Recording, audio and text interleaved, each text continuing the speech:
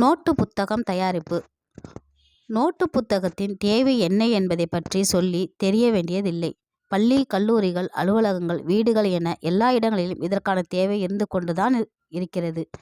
Computer, laptop என தொழில்நுட்பம் பெரிதாக வளர்ந்துவிட்டாலும் பள்ளி, கல்லூரி மாணவர்கள் இன்றும் நோட்டு புத்தகங்களில்தான் எழுதி வருகின்றனர்.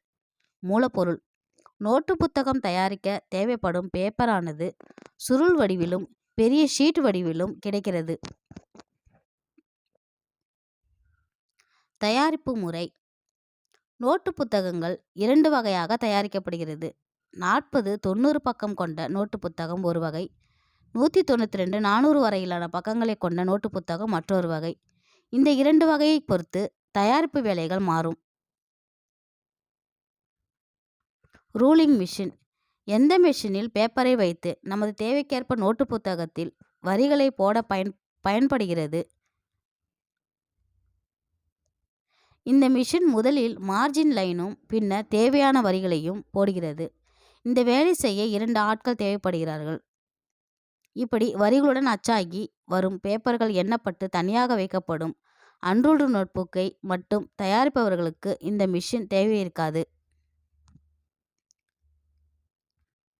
கட்டிங் மிஷின்: எண்ணப்பட்ட பேப்பர்கள் தேவைப்படும் அளவுக்கு ஏற்ப வெட்டப்படுகிறது.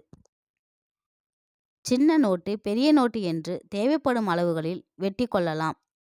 இந்த வேலையினை செய்ய 2 ஆட்கள் தேவை.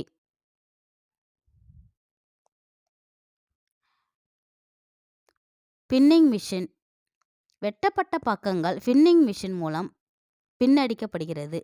இந்த வேலையை செய்ய 3 பேர் தேவைப்படுவார்கள். பின் அடிக்கப்பட்ட நோட்டுகள் கட்டிங் மிஷின் மூலம் வெட்டுகிறார்கள். பைண்டிங் மிஷின்: இப்படி வெட்டப்பட்ட வருகிற பெரிய நோட்டுகளில் வெளிப்பக்கமாக அட்டை வைத்து 300 செல்சியஸ் அளவுக்கு சூடாக்கப்பட்ட பசையை கொண்டு ஒட்டுகிறார்கள். இந்த வேலையை செய்ய 3 பேர் தேவை. பின்னர் மீண்டும் கட்டிங் மிஷினில் வைத்து பிசிறி இல்லாமல் சீராக வெட்டி சரி செய்கிறார்கள். பிரிண்டிங் மிஷின்: இந்த மிஷின் மூலம்தான் நோட்டின் அட்டைகள் பிரிண்ட் செய்யப்படுகிறது. இந்த மிஷினை கொண்டு முகப்பு அட்டையில் வேண்டிய டிசைன் அல்லது படங்களை பிரிண்ட் செய்து கொள்ளலாம்.